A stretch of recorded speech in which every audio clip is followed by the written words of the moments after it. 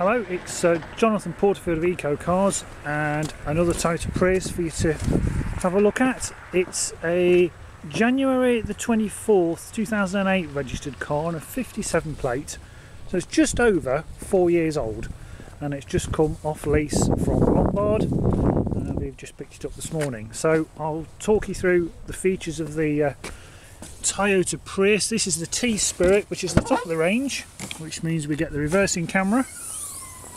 And this is as we've collected it from Lombard Leasing, so we've got 4 mats. It's not yet been cleaned, so you're seeing it unprepared.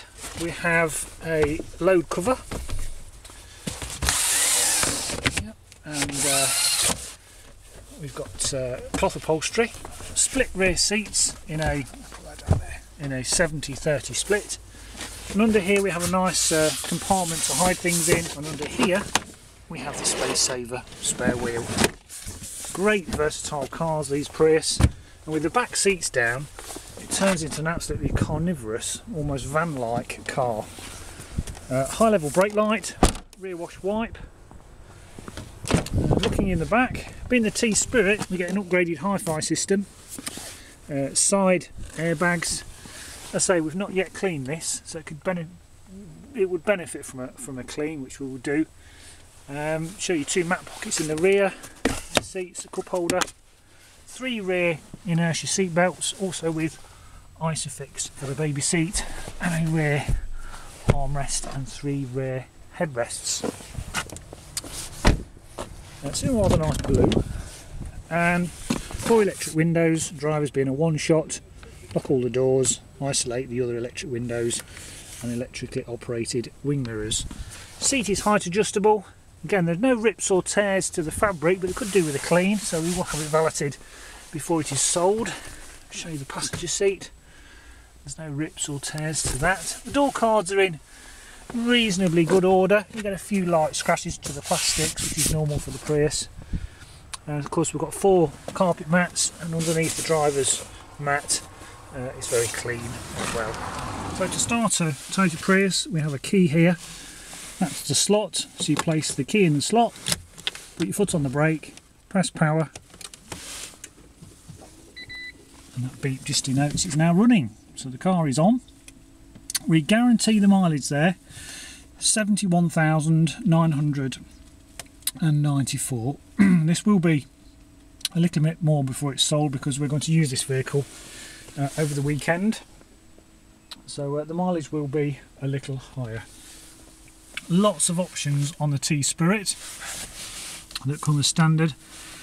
I'll run through them briefly. We have cruise control, we have satellite navigation. There we go, that works very well indeed. We've got also an information centre, current miles per gallon 51.9. I've been doing a lot of short stop-start journeys. Also has voice activation. Please say the command after beep. Audio on. Turning audio system on. Which is pretty useful. See, a person's nose will... Please say the command after beep. Audio off. Turning audio system off. So a very nice feature. Bluetooth phone, you pair up your phone. Recirculate, heated to demist the front screen, heated rear screen. Automatic climate control, so basically you can set the temperature to whatever temperature you want. That's rather useful. Control of the sound system, skip between modes, stations or CD tracks. Normal wiper controls. We also have a reversing camera, which again is very useful, and also park assist. So as I turn the steering wheel, the box will change as well. So I'll explain all these features to you when you come to look at the car. Everything that's been on the steering wheel is also controllable from the centre console. So we have the controls for the radio from here as well as the steering wheel.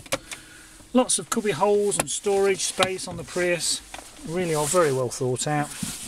Small power point down here, along with a auxiliary port for your MP3, your iPod to connect to, which then will play through the sound system. I say, very different to other vehicles, but they work very well. Locking wheel nut key is here. and it also benefits from a raft of airbags. So we've got a front passenger airbag, A pillar, the rear seat pillars, sides of the seats, so a lot of airbags and a very safe car to drive indeed. So looking at the documents, we have the satellite navigation discs covering all of Europe. Here's an extra 3 discs, along with lots of information, a quick startup guide. It's basically all the booklets that came with the car are here, along with all the check sheets for all 7 services. And the last one being, which I'll show you in the book, being at 69,000 miles, which was carried out. To show you the report, there was no advisories on the service sheet from Toyota. Just to show you, it was done at 69,000 miles on the 28th of November 2011, and all the areas all had a green tick, along with all the tyre tread depths, which was what, just 2,000 miles ago. So lots of tread on all the tyres. And I think the discs have been replaced, because these need replacing at about 60,000 miles, so it doesn't want for anything. And we're just going to have it MOT'd this afternoon as well, after I've shot this video. All the manuals are here, the operating system, how to operate the navigation system, and also the user guide for the rest of the car. Looking at the very good comprehensive service history. Now, the service intervals on the Prius are every 10,000 miles, so all serviced by Toyota listers, Toyota Nuneaton. So serviced at 9, 19, 30, 40, 50, 60,000 miles, and last at 69,000 miles. So the next service is due at 80,000 miles, or November 2012. Good full Toyota service history. V5 showing just one keeper, Lombard, and no previous keepers on the V5, along with the fact that at 104 grams per kilometre CO2, and when it registered as an alternative fuel car, it's just £10 a year to tax. So after today, it will be MOT taxed for 12 months and MOT'd for 12 months as well. Date of registration there, 24th of January 2008. Now at the moment there is just one key with the car, so hopefully the second key will follow soon. So before we walk around the car, I'll just take you for a short test drive. So welcome to the test drive. So I'll just place the key in the ignition, put on the brake, press power. Car is now on. Take the handbrake off. Gauge D for drive. There we go, and we pull away. Now basically, because the car is warm and we're going down a hill, I'll come off the throttle and the engine is now off. It is regenerating electricity into its battery pack.